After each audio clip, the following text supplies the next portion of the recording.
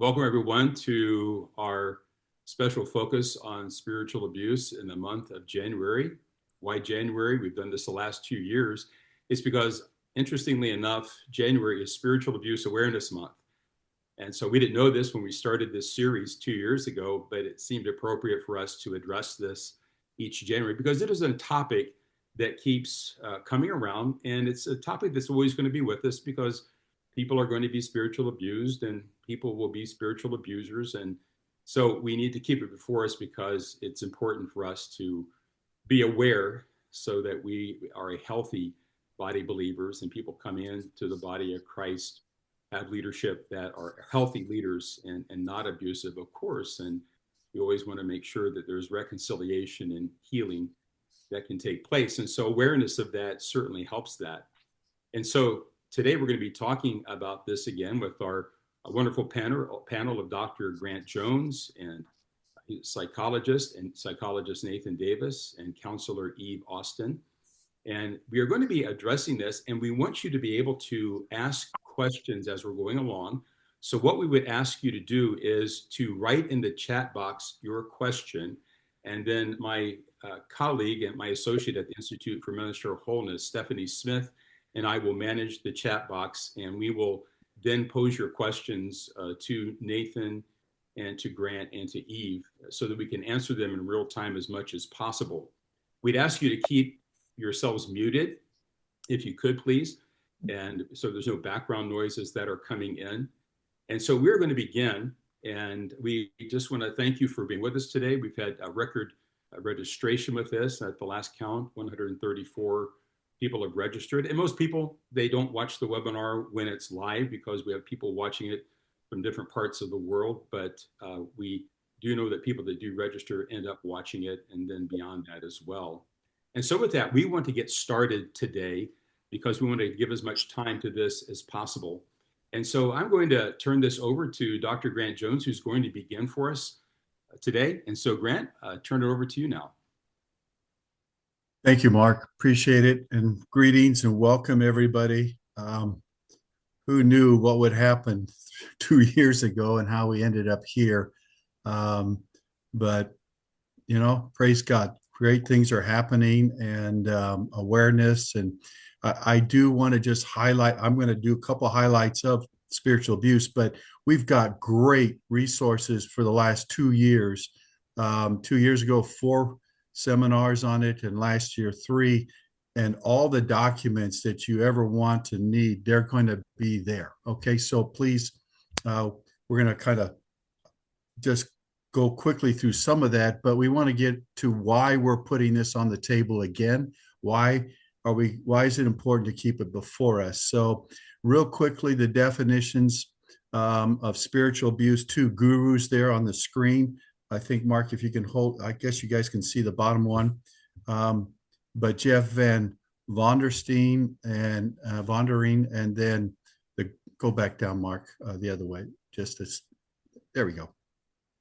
And so those are the 2 gurus that are instrumental. Like 10 years ago, Jeff put his book out, and then a couple of years ago, Michael put his out there. They have Michael has podcasts. He is a great orator, theologian, and is doing a great job keeping this in the forefront. But just bottom line, spiritual abuse is where you use ecclesiastical authority to control others people's behavior for their own purposes, not the purposes of the flock or the individual, but his or her own purposes. And so that's just, and then I've got some specific examples just to highlight these. And when those asterisks just mean these are incidences that have been shared with me through the years.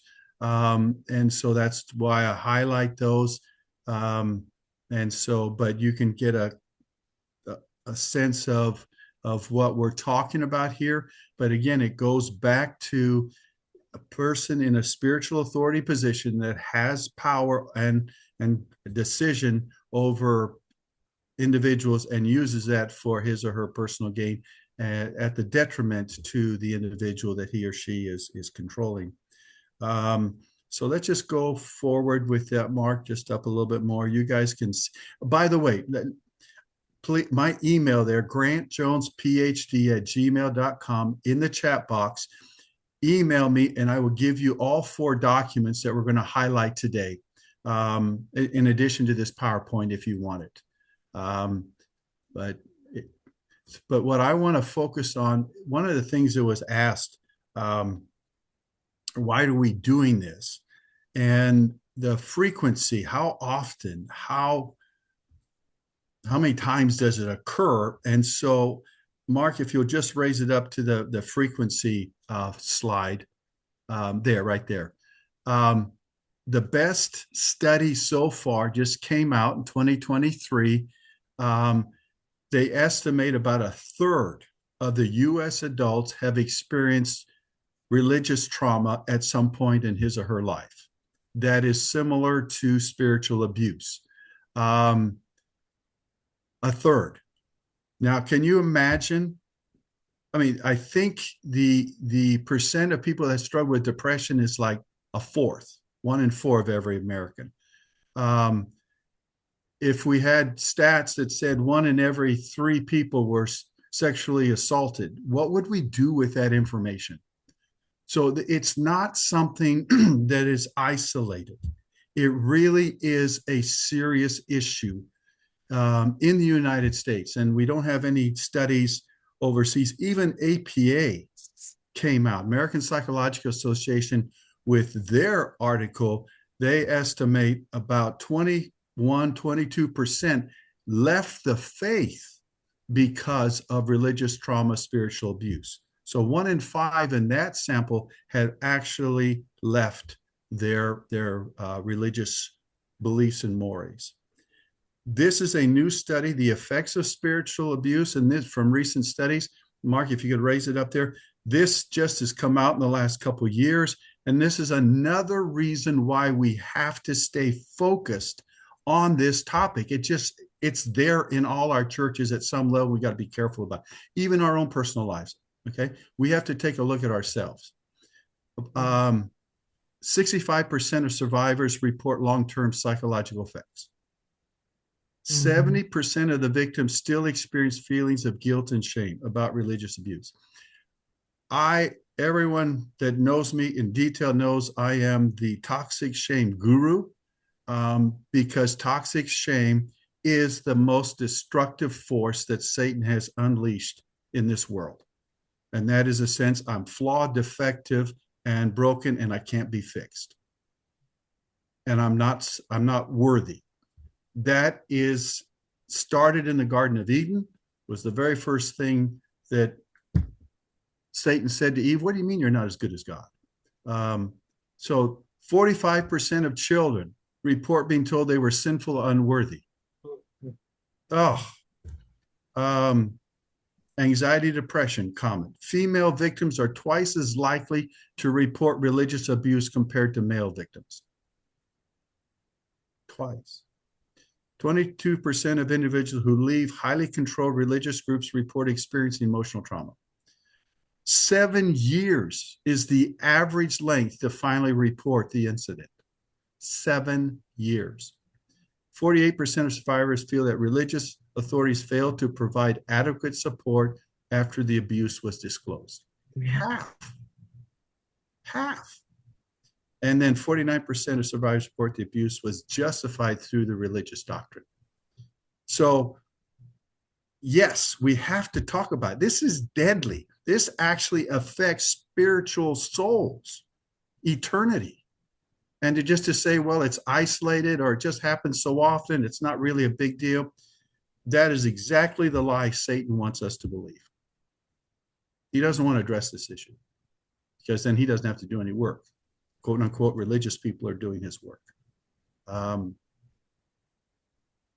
So now my part is to share and highlight what the Assemblies of God are doing and what AGWM is doing. I guess I'm pleased with the events that have happened since August of this last year, 2025. First, This position paper titled Misuse of Spiritual Leadership was published August 2025 by the General Presbytery. This is a great document. Oh, I love it. I wish all denominations would embrace and use this document. This is their official position. You can go to this website, what we believe, and you can see that. And I put the link there. And by the way, you can get this, just let me know and I will email these to you. Mark, can you put that, just that one document up, just the front page of it? If you've got that one. Don't know that I can do that. Okay. We also provide these documents on the Institute's website as well. So from you, or you could also access it through the Institute. Okay. But my apologies, I can't get that up. Now, this second part, I've got a document that was put together about the same time from the General Presbytery and the Executive Presbytery of documenting how you can file charges, what's the other word, or make inquiry into some pastor in the Assemblies of God that you believe has been involved in spiritual abuse and misuse of spiritual authority. And that's the word AG uses now, misuse of spiritual authority. You can actually lose your credentials now. You can actually press charges, do the investigation, and in this document by the Executive Presbytery, it lists 4 levels of spiritual abuse. It's a great document. I love it. My concern is how many pastors have actually seen this? I have yet to find a pastor that says, yes, Grant, my district sent me that. This document was sent to 66 districts. And I would love, and if I will send this to you, and Mark's already going to put it on our webinar at his Institute of Ministerial Wholeness. But so anyway, it's a great document, but I haven't seen anybody adopt it yet at the district level. So if any of you that are listening to this, even if you're a credentialed minister with the Assemblies of God, if you've seen this document or your districts talked about this document, could you just put that in the chat? That would help me, because I've been trying to figure out. In August, this was sent, and I'm not sure why it's not going any farther than that. Whereas the other one is a position paper, and I think someone already put a link to do that, and so thank you for doing that. But if you can find a link, Mark, what is the title of that one? Can you please? The title of the paper? Yes.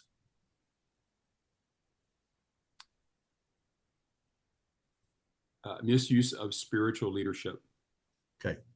Let me just say, one person has asked the question. I said to them, we'll address this, but how do you learn to trust again? So how do you learn to trust again? So we will be addressing that.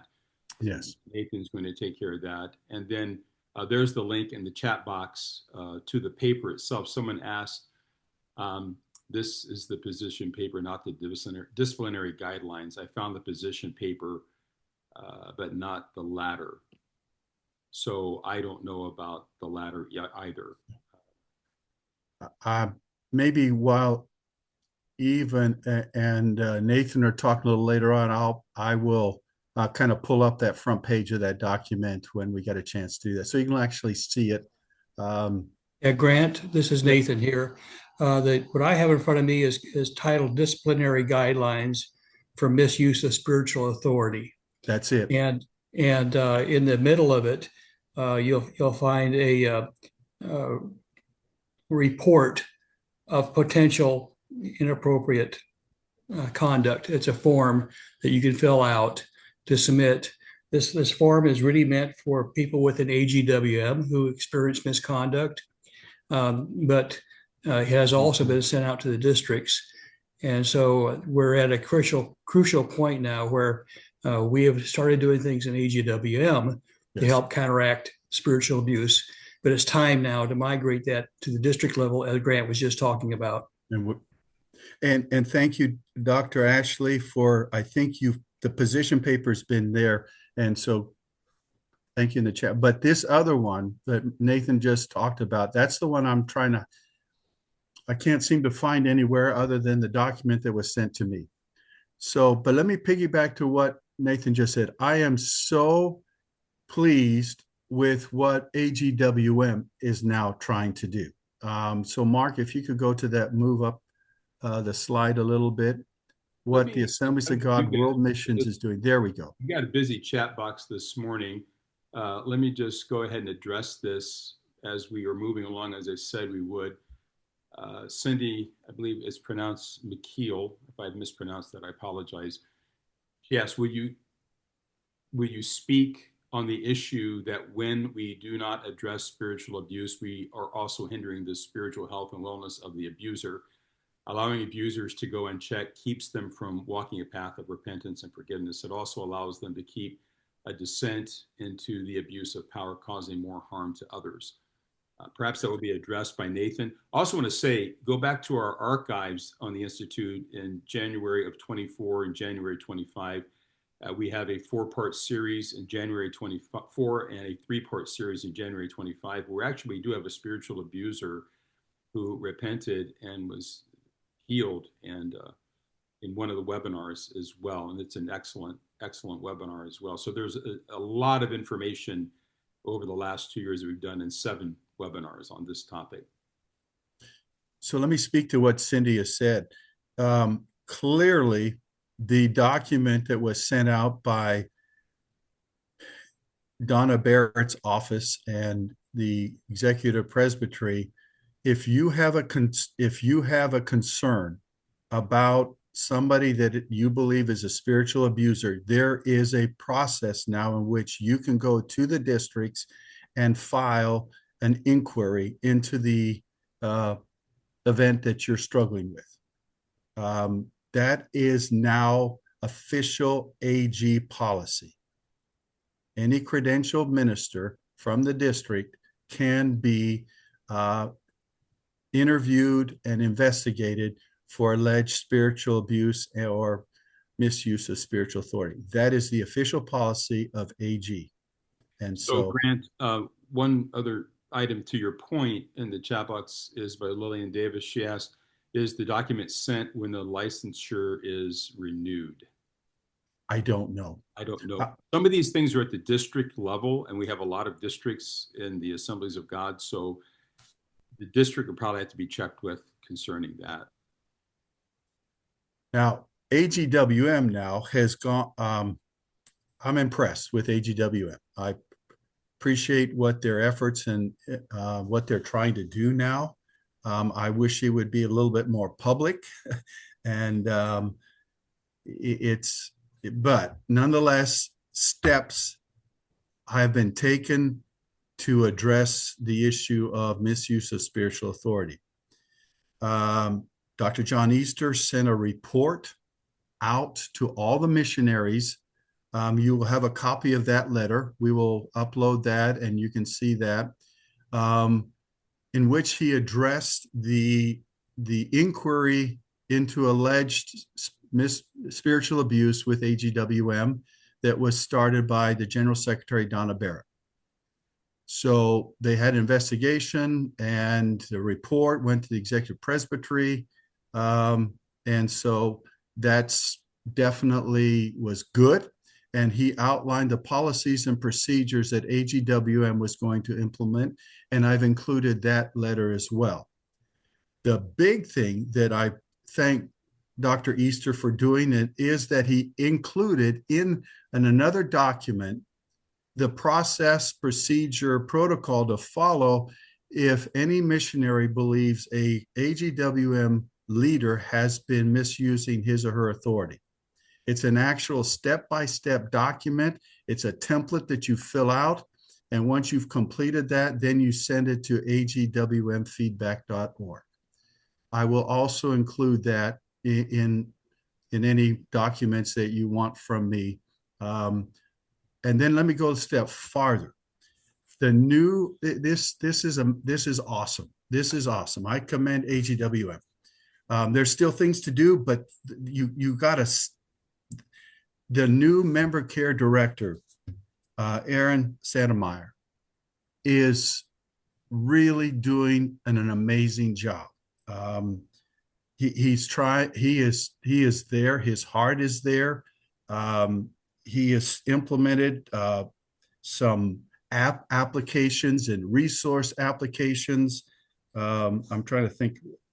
But anyway, care resource app and care pathways. And AGWM has already started doing seminars overseas on spiritual abuse, misuse of spiritual authority. So there's definitely intentionality.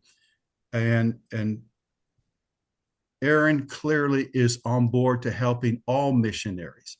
And he's even opened himself to talking to missionaries that have left AGWM that still need some help or guidance. And he will, it's just, I commend him so much. So from my perspective, this is a game-changing moment, and I commend Aaron and Heather for doing this. And I just want to honor them at this point. I really do.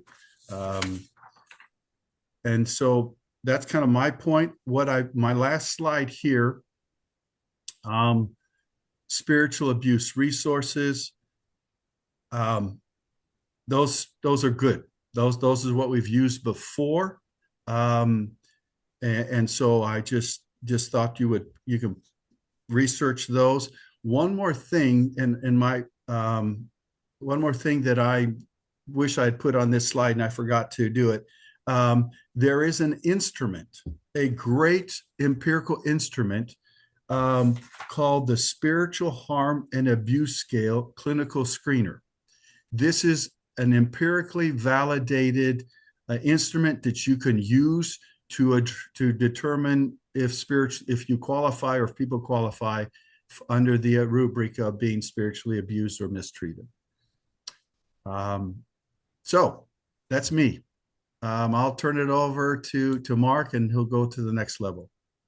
Okay, thank you, Dr. Jones. That was excellent. And again, this webinar will be embedded into our events archives. You can refer back to it later, but you may want to take a screenshot of those spiritual abuse resources so that you can go back to them sooner than later. I do want to address a couple comments that have come into the chat box. Someone asks, and perhaps this will fall into your area, Nathan, but what if the abuser is a district official? And then this person is a chaplain. I'll just leave it at that. And so perhaps Nathan will want to address that. And then let me just slide over then. This is in a different location. Carla Guttel, thank you, Carla, for these comments here. Donna Barrett has sent both documents to all credentialed ministers. So that may address your question, Grant, as if districts have received it. And then she also writes, in AG US Missions, we are discussing these documents. Also, both documents were sent to all our missionaries. So that's good to hear as well. And then Stephanie Smith, my associate, says Grant Jones has a post referencing these disciplinary guidelines on his Facebook page, post from October 6, 2025. So you can also look to Grant's Facebook page, the post from October 6, 2025. Lauren asks, has there been any process implemented for those in AGWM working under and in partnership of other organizations and nationalities? That's a question. Currently, we have not heard of any pathways for those not connected to a U.S. district or to present allegations. Let me say that last sentence again. I have not heard of any pathways for those not connected to a U.S. district to present allegations.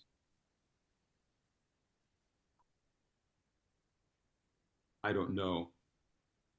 Okay, Mark, really what you're addressing are the next steps of the entire process, because AGWM has initiated a very thorough investigation and a reporting process, but that reporting process has not yet migrated to the district levels or to anywhere else outside our organization.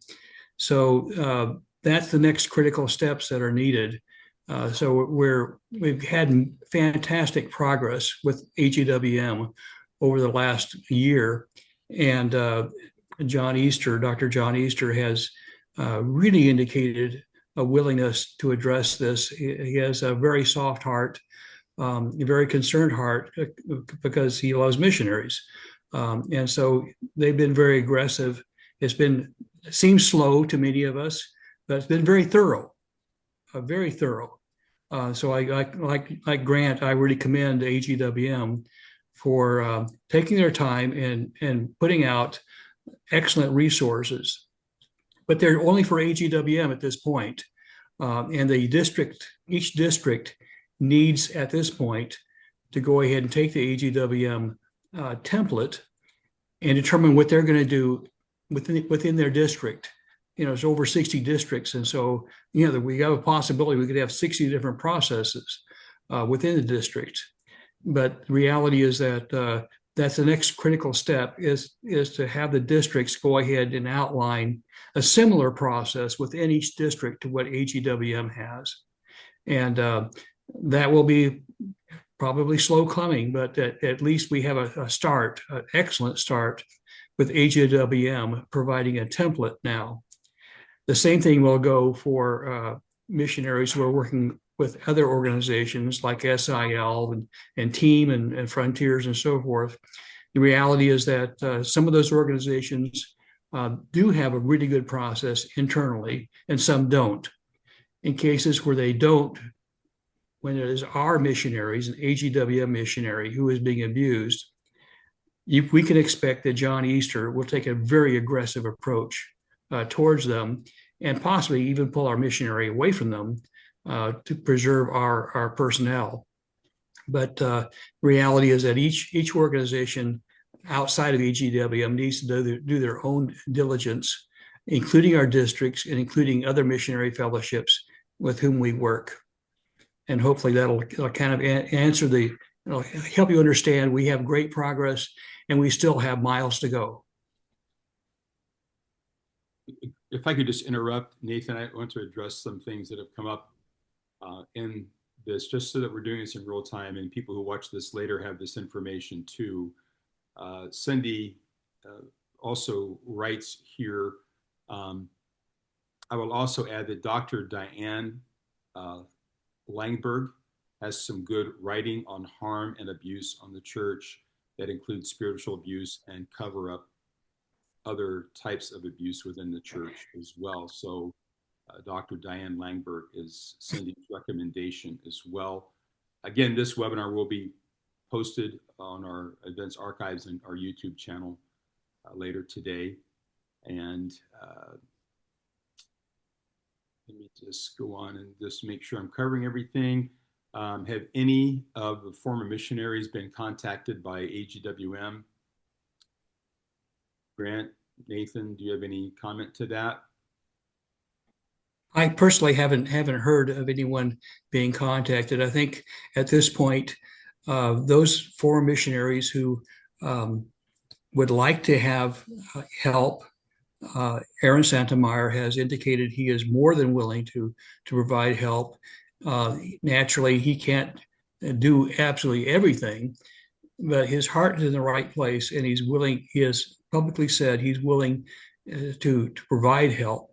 And so if you are injured, and many of you are, that I welcome you and encourage you to go ahead and contact member care within AGWM and get appropriate counseling help. Now, at this point, I'll say there's really, in my estimation, two different levels of help that are needed. First and foremost, for those who are injured, many will need counseling, individual counseling from a clinician. And that is the appropriate first step. As you progress down that line, many of you have found it necessary to leave AGWM, and that is appropriate too. That process of leaving is really a career move, and it involves transition. Transition is a very difficult step, especially when you're transitioning out of HEWM to an entirely new career. Some of you have left missions, some of you have left ministry altogether. And so that is a huge transition. And that transition then is a question of not just clinical help, but help from a personnel standpoint to help you make that transition. And so as we get into this in this seminar, I'm going to go ahead and address some of those steps for you. Back to you, Mark. I'd like to just interject something here. Grant, just one more. Karen asks, Grant, specifically to you, can you provide the exact name of the empirical survey Dr.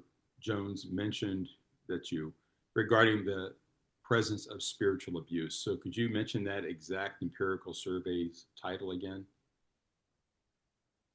You're muted. I am just looking at the document right now. I believe it came, let me see. Or you could just write it in the chat box. I will, but I do believe it's like 2019.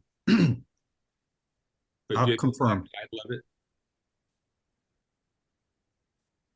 You have the exact title. Yeah, I've put it in the chat. It's done by Mary Koch, Spiritual Harm and Abuse Scale Clinical Screener. Yeah, I see it. Thank you very much. Okay, so yeah, you can look for it there. Very good. All right, let's see one more just come in. Well, this could come under Nathan as well. Again, one person asks, could you give some positive steps to take as U.S. missions chaplain when the district network are the abusers? So perhaps that can be addressed as well, Nathan, and what you're going to be discussing with us. So I will turn it over to you, Nathan. Okay, very good. See, Mark, if you can help me figure out how to get my slides up. Yeah, just go back to sharing the screen, the little green box with the arrow. Yes. And click on that and then highlight what you want to share and then share it. Okay, let me see if I can go ahead and go up to the top of that. Go to slideshow. Okay, and slideshow. To the very top it should be. Yeah, there you go, from the beginning to the left. Good. Thank you, Mark. I appreciate that help. Okay, what we're going to talk about, Grant is a clinical psychologist. I spent 13 years working as a personnel psychologist, which has to do with helping people manage and determine career choices, specifically selection of personnel, selection of occupations, and training for those occupations. And so some of you, not all of you, but some of you have made a decision that you would like to leave HEWM or even leave missions or leave ministry. And so transition is the big issue now facing you. And there's not a lot out there for that. But since I spent 13 years working in this area, I did put out a book. I can't go through the entire process in this seminar because it's actually a 2-day seminar, but you'll see a picture of the book there and the link on Amazon where it's available. And so that is available. And the reality is that sometimes missionaries really need to change career directions. And when that happens, there are goals that get turned totally upside down. And it becomes very difficult to see pathways or even know what their goals are going to be now, much less have pathways to get to them. And so without goals and pathways, the reality is that it's very easy to lose hope. And when you lose hope, that leads to depression and burnout. So there's a need to look at career paths for those who are in the state of transition. Now, there's transition that also happens just coming back and changing to a different occupation within HEWM, changing your assignment. That's difficult enough. But when the person needs to go ahead and leave missions and makes a decision to leave ministry altogether, that is a huge, huge change. And there's not a whole lot out there to help you. So the whole idea is provide something that'll guide you in that process. And so what happens, as C.R. Snyder talks about, a psychologist from the University of Kansas, when our faith gets really hurt, it affects our hope, and that iteratively then affects our faith. And so some people actually lose faith. That's very common. A natural result, a normal result is anger and despair. And that leads to apathy. And so some of you may have gone through these stages of having anger and despair and ending in apathy towards ministry and towards your career. And that is normal. The normal result is if that is not addressed, you may experience burnout or depression or both. And Snyder talks about that as being a normal process. So the demise of your faith and the demise of your hope are not insignificant. They are major things to consider.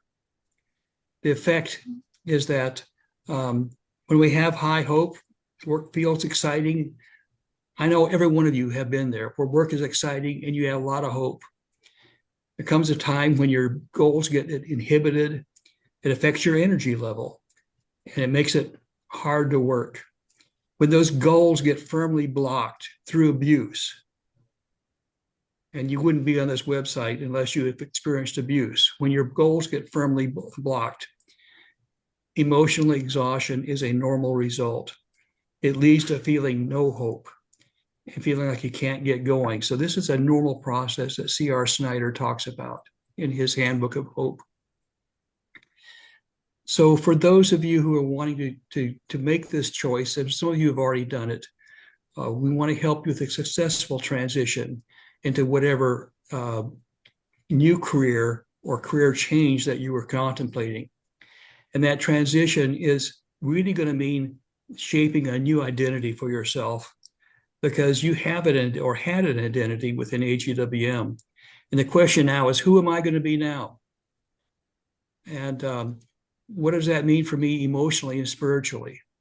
That is not an attempt to change the events around you. You've already made that choice. The events have not been changed, and it's not an emotional treatment plan. You may still, I don't want to consider this book as an emotional treatment plan. You will still need counseling, or I encourage you to get counseling with the emotional help in that transition. But there's also some things to consider as a personnel psychologist would help you with that treatment plan. That's not a treatment plan, but making those steps and making those transitions.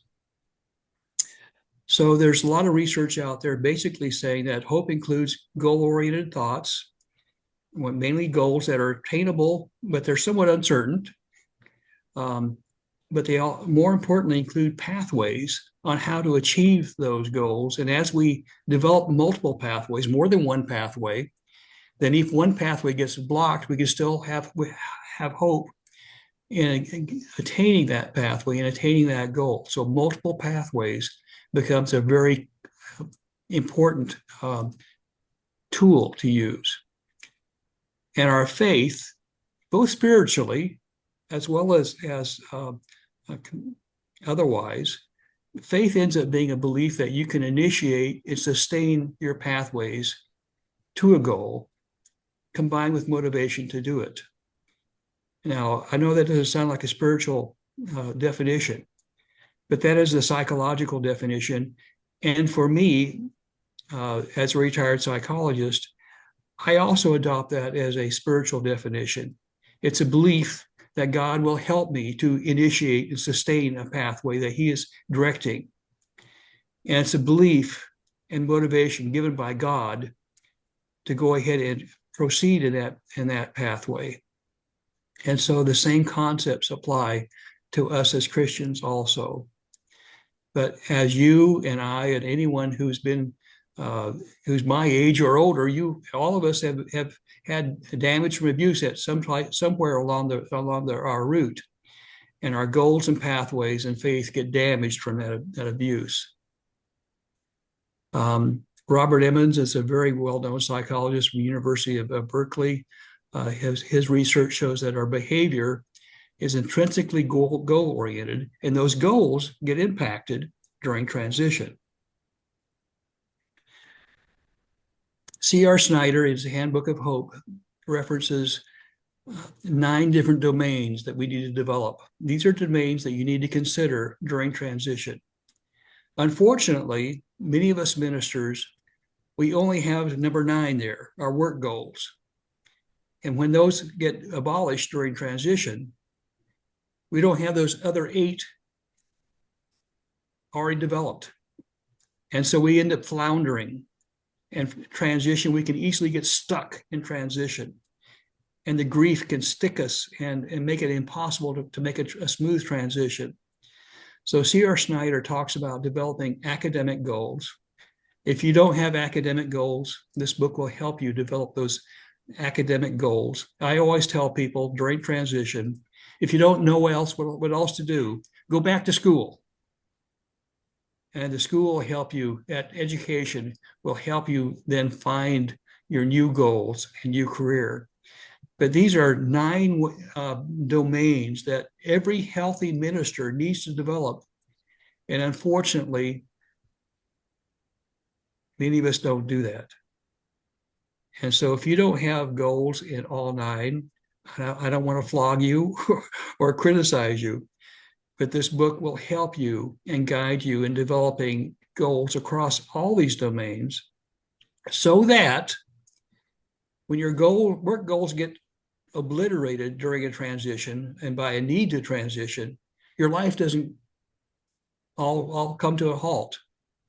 You can still transition to your other goals and use those other domains, those other goals to tide you over, provide you meaning and health and emotional health during the transition.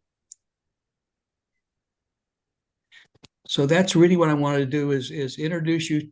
I can't go through the entire process of the book, but introduce you to the book. It's available on that website on Amazon. And it's a 2-day seminar, so we can't do it here, but you can do it alone. You can do it on your own, or you can call me or email me, and I can help you through the process as you have questions. So that's pretty much the end of what I wanted to present here. I just wanted to introduce you to the process. Nathan, I think it'd be good for you to also mention your book on spiritual abuse. We did a series on that last February. Yes.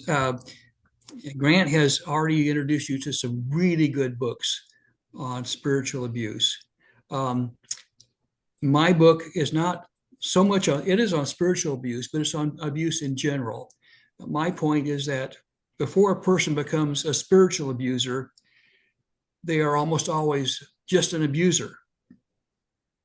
And for those of you who don't know me, like Grant, we were both missionary kids raised overseas. And so I remember my father, even as a young child, talking about abusive actions from other missionaries and other leaders. So the concept of abuse has been around forever in missions. And it's only now that John Easter is starting to take very aggressive actions to help counter spiritual abuse. But there's also just general abuse in general that is sometimes, not sometimes, but frequently followed. People normalize it. And I remember asking my dad saying to him, Dad, why does this exist? And his answer to me was, there's no other way. It has to exist. And I'm saying, no, it doesn't have to exist. We don't have to put up with abuse. We don't have to put up with spiritual abuse or abuse. And John Easter is starting to take positive steps to curb that. And so the book that I put out is not just on spiritual abuse, it's on abuse in general. And as you start going through it, you will find that it also addresses spiritual abuse, although not in near as detail as the 2 books that Grant referenced. So I don't have the link in this available here. But there, if you get on Amazon.com and simply look under abusive, the title is called Abusive Power by Nathan Davis. Don't just put in Nathan Davis, because there's 100 different Nathan Davis authors on Amazon, but you have to put in Abusive Power by Nathan Davis, and that'll bring up that book. But again, it's not just about spiritual abuse, it's about abuse in general. Yeah, I read the book, and again, we did the interviews over the book as well last February, and it's excellent. Let me just say, Tim Austin has here, and Nathan, if you could stop sharing your screen, that would be good. Let me get back to the gallery. Okay, let's see. So Tim Austin puts in something here concerning transitions. If you're in the role of helping others navigate transition, you might want to join me, that is Tim's writing this, for an upcoming webinar, quote, Walking with People in Transition, unquote. And then Tim has provided in the chat box the link that you can go to do that. And I know Tim personally, I would highly, highly recommend that. He's an excellent coach. And then let me go down here to Cindy. Again, she has said, I'm just going to read what she's written. Mark, this is a question that you can hold till the end, but I currently struggle with hearing any leadership who attempt to address the problem of abuse and simultaneously go into protection mode of the larger institution. When they do this, they inadvertently continue to make space for abuse to continue and communicate to the abused that their experience was not as important as the larger institution. It is minimizing and harmful for the recovery. Having done years of trauma recovery counseling with survivors of all forms of trauma, this is a huge issue. These leaders who I believe care need to have a better understanding of how to communicate without unintentionally invalidating the lived experience of suffering that has taken place. Yes. How can we also address this? I believe this is a training issue also. So maybe this training is the beginning So maybe this training is beginning to occur. Grant, Nathan, Eve, any comment to what Cindy has written here? Yeah, I'll start off, then maybe Grant can continue. What you're talking about is invalidation from other leaders. And the reality is that invalidation has been shown to be the most powerful, the most damaging of all the relationship issues that someone can engage in. And sometimes our leaders inadvertently sometimes invalidate us, sometimes purposely, but I think a lot of times it's just inadvertently through the lack of knowledge of how the process works and what's happening. They inadvertently invalidate the individual. What happens with spiritual abuse then, when you feel invalidated, is that it's hard to go back to your leaders. It's hard to listen to them. And so some of you who've been abused, you may not actually emotionally be able to open and read a letter by John Easter. And I want to say that's normal. That's okay. When you're really hurting, it's hard to go ahead and accept inputs from leadership. I want to emphasize to you that John Easter has a good heart, and he inherited a system that allowed spiritual abuse, and he's taking positive steps. And so when he sends you something by email, it's going to be difficult to open it for you. That's okay. Try to open it, try to read it, because he has a good heart. Grant has talked to him, I've talked to him, Mark has talked to him. He's made positive steps towards reconciliation and towards trying to solve the issue. The issue is still there. It's a bigger issue than AGWM. It extends down to the districts, and that's why I'm saying we still have miles to go. But yes, it is normal to feel like you can't listen anymore or go back to your leaders. You have leaders who really care, and Aaron Santamayer and in John Easter. And so I invite you to to try and push back and open those messages and read their correspondence. Anyone who's my age has been through abuse. Yes, I have been through there and I've experienced that too. But as we push past that, we can have growth, especially with the new leaders that we have.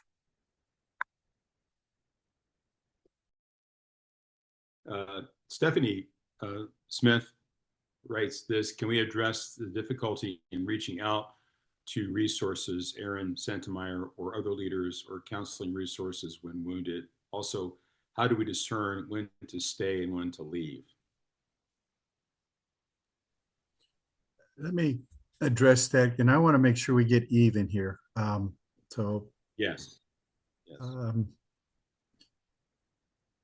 It would be very hard to trust anybody in leadership right now. If you're in AGWM or AG and you've experienced misuse of spiritual authority, religious spiritual abuse, I mean, it takes years to develop trust and when you've been wounded. And it's easily can be triggered easily by even people that are trying to do the right thing. Many of you know my journey, and I won't get into it. But after my conversations with Aaron, I have a boatload of hope. And I know anyway, I'm just going to say that. So there is definitely, Aaron is a game changer. And anyone that's been hurt or harmed in the past through AGWM or anything affiliated with that, he wants to help. He wants to get involved. I will be posting on another Facebook group his invitation to that. But to trust anybody right now would be very difficult. Yes, we haven't seen maybe some of the things that we've hoped would happen after we've done some investigation. However, who would have thought 2 years ago that there would be a policy with the Assemblies of God that people could lose their credentials over misuse of spiritual authority? Did anyone think that was going to happen? No. But it has, and it's official. John is doing his best to try to get the word out. They're actually having retreats and seminars on spiritual abuse in different regions. But please, yes, trust your gut, take your time. We're going to have evidence that it actually makes a difference, that when someone does make a complaint, that there are changes in personnel. So that's the stage that we're at. And I'll be quiet. No, thank you, Grant, for that. Carla writes, I think there may be perhaps too much mention of AGW and John Easter in this webinar, less as your target audience. I think the audience present is much wider than just AGWM. If you want to reach beyond AGW missionaries, can you address it? Yes, and you'll find on the previous last 2 years, the series we did, 4 1 year, 3 the next, we didn't mention any organizations. However, most of the people that do watch this are people that are associated with or have been associated with AGWM and even AGUS missions. So we're not singling out intentionally, but this is who we're closest to because this is who we are a part of. They are us and we are them. And so it's coming up, and it's a major missions organization in the world today. It's like I was standing on the border of Afghanistan and Tajikistan with my friend Tim Austin and talking to a fellow, and he said, what group are you a part of? I said, the Assemblies of God. And he says, oh, you and the Southern Baptists are the aircraft carriers of missions. And so, it is a very pronounced entity, and it's great to see this kind of work is happening. I think it'd be great to have Eve come in and even share some of the other research that she has brought out with some of the other organizations that are specifically addressing. So this is just not like to isolate, and that's a good question, Carl. I really appreciate you bringing this up. But it is to address what's being done and to celebrate that, to rejoice in that, and then also to see as well what others are doing as well for those of you that are not assemblies. But for those that aren't assemblies, this is informational to you to find out what at least people in the AG circles are going.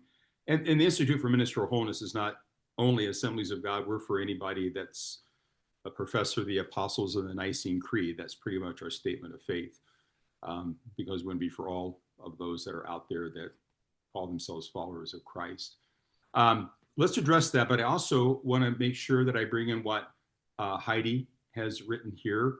And she has written, it is hard to trust when you continue to see abusive leaders platformed and abusive initiatives forging their way on. I too am encouraged by Aaron and John, but it's hard to hold both. It's hard to hold both the noble character of these two men and abusive leaders and initiatives continually be given the green light. Yeah, and Grant responded, so true. Yeah, and one of the things that's important with this, and any of us that have dealt with conflict and abuse is almost beyond conflict, but it is something that the old saying goes, especially here in the Ozarks, measure twice and cut once. So we're really trying to be sure that we do things with all due diligence and fairness.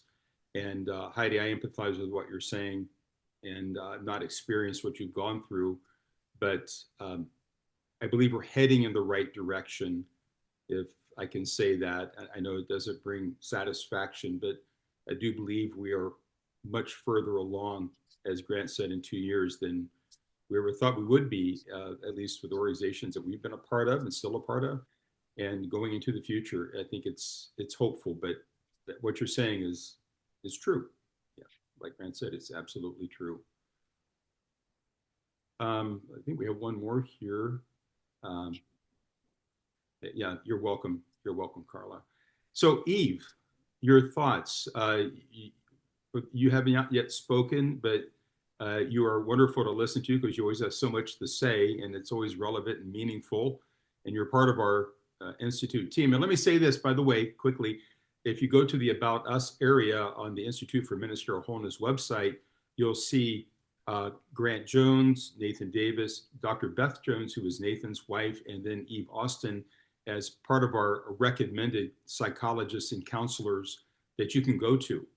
And then, of course, we have a spiritual direction tab you can go to if you are seeking spiritual direction. Stephanie Smith, my colleague, and I both do spiritual direction. We're both certified in that area, which is not counseling, mentoring, or coaching. So please make the most of that as well. We're here for you. And so, Eve, I will turn to you and turn this over to you as to anything you have to add. Thanks, Mark. So hopeful myself to be hearing what everyone is sharing, seeing the great questions, being a part of this conversation brings a lot of hope to my heart. The last 10 years since leaving AGWM, I have been in private practice as a marriage and family therapist, and my husband, Tim Austin, has been a life and leadership coach, and we love supporting missionaries in the professional with the professional skills that we have, and in those opportunities that we have, also in retreat settings and workshop settings. So yeah, just love you're our favorite people, just so you know.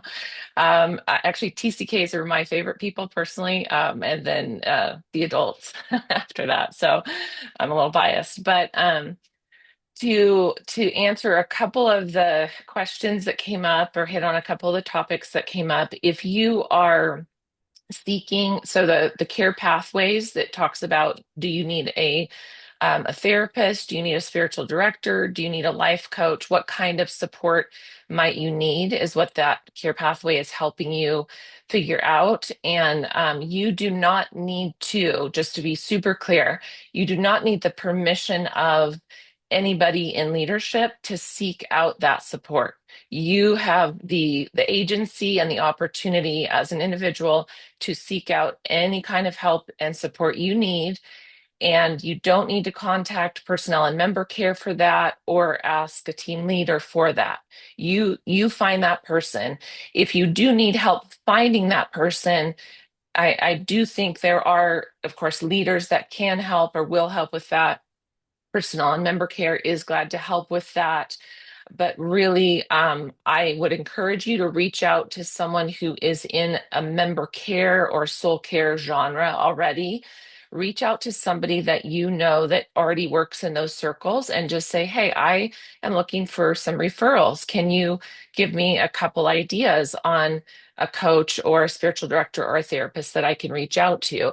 So that's my recommendation. You don't need permission. You just might need resourcing. So you just ask, hey, who do you recommend? I know a lot of times the roadblock can be finances. So we just want to be really realistic about that. Um, if you are with an org that like for instance, IMG is one carrier, you mental health services are covered with IMG or are reimbursable through IMG. There are other insurances that also reimburse for mental health services.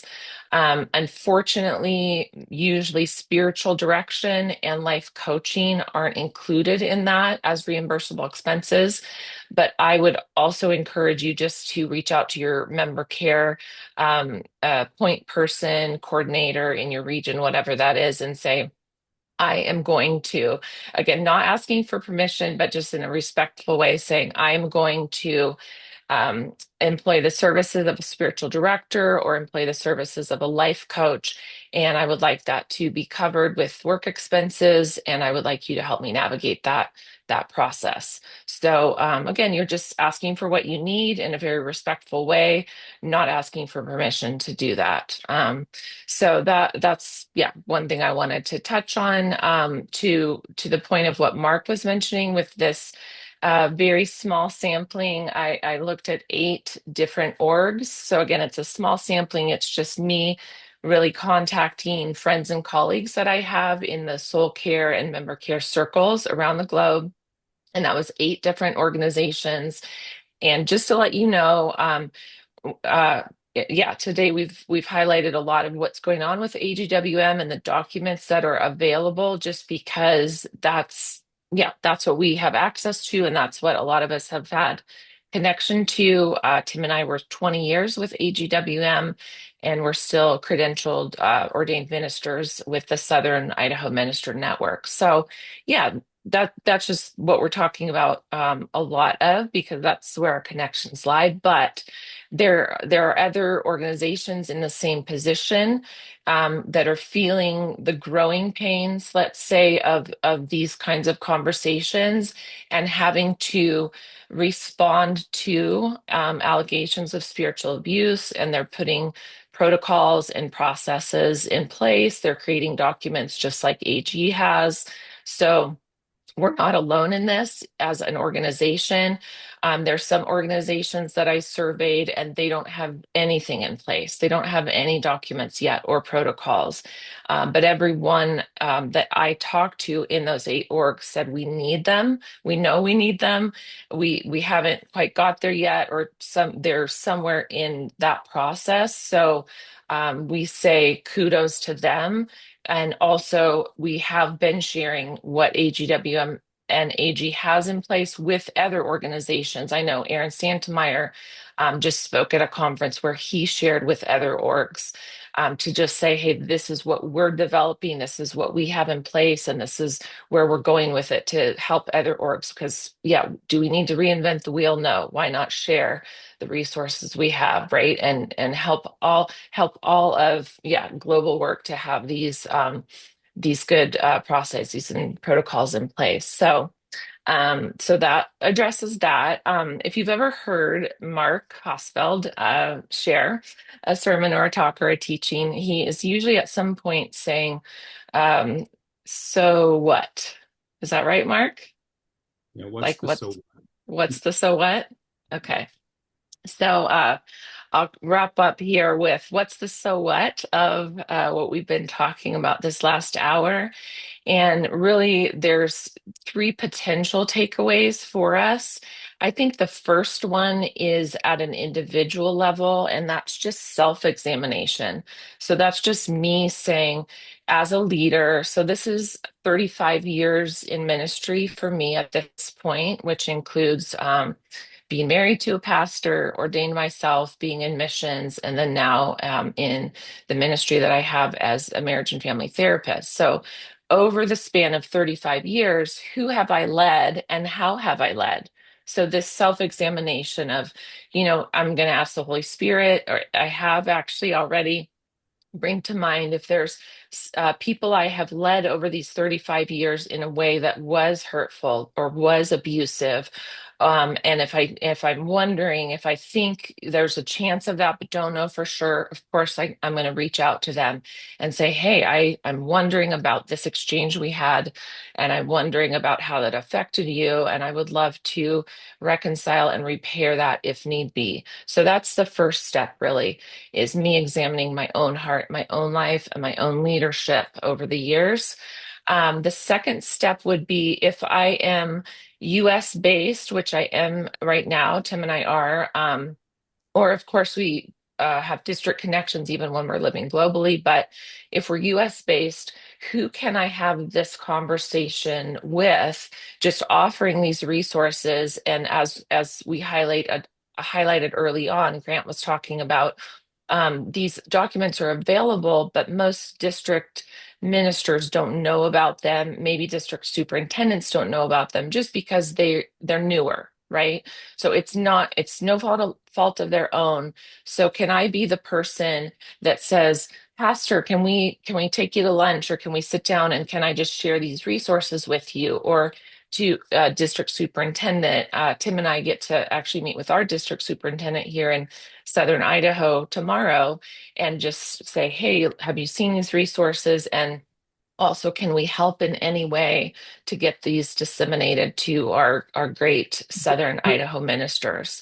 So that's number two, really at the local level. And then number three of the so what would be if I live internationally or work internationally, even if like for Tim and I, for now, that's coming and going.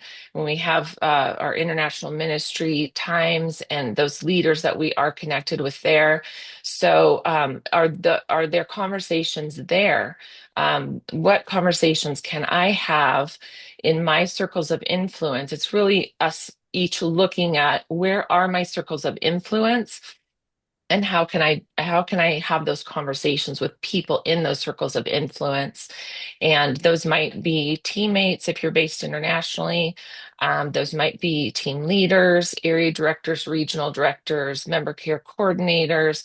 Again, who are you connected with that you can just say, hey, I just was at this webinar. I got some great resources. I would love to share them with you, and just open this conversation about identifying and preventing spiritual abuse, and how where we live, can team up and support each other in awareness, in prevention, in repairs and reconciliation. Yeah, how can we be a part of that conversation? This is the grassroots, right? Because most of us don't have a seat at the table with the executive committees or those decision-making bodies in our orgs. But we definitely have a voice and we definitely have influence. And so that grassroots level, if all of us, 131 of us, or however many people end up listening to this, step into those conversations with courage, absolutely things will shift in a positive direction. They already are. And so the hopeful piece is we all have a part to play in that. Excellent.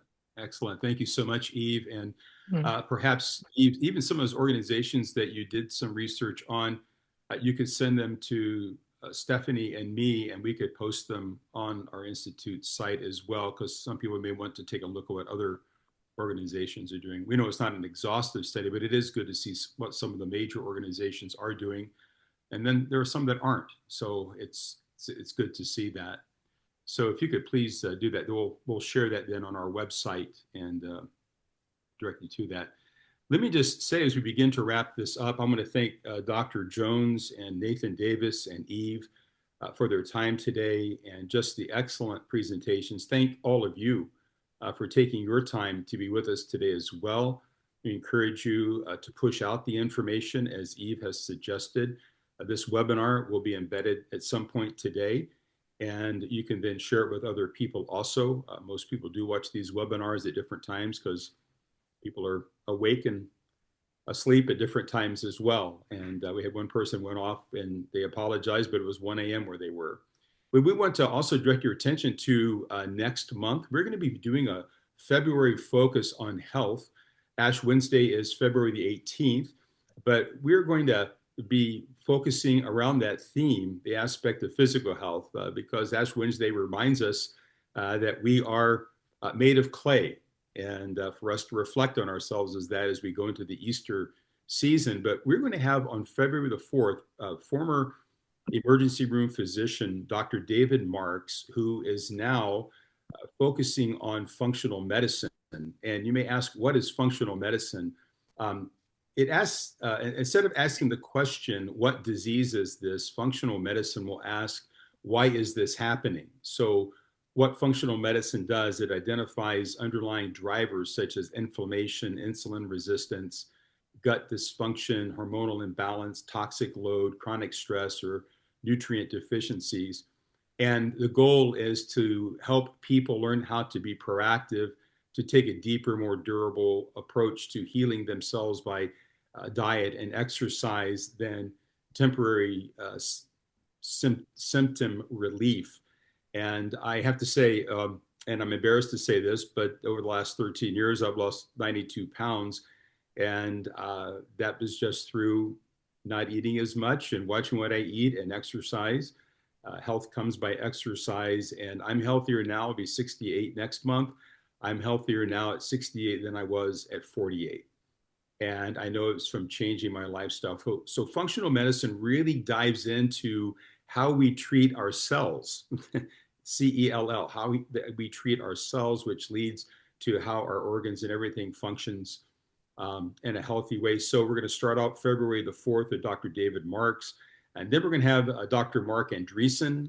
Mark has lost over 100 pounds by the same means. How do we achieve health? Not just to look better in the summer, but more importantly, how do we live healthy into the last third of our lives, which is very important. This is even the most important and successful period of our lives can be 60 to 90 if we take care of ourselves mentally and physically.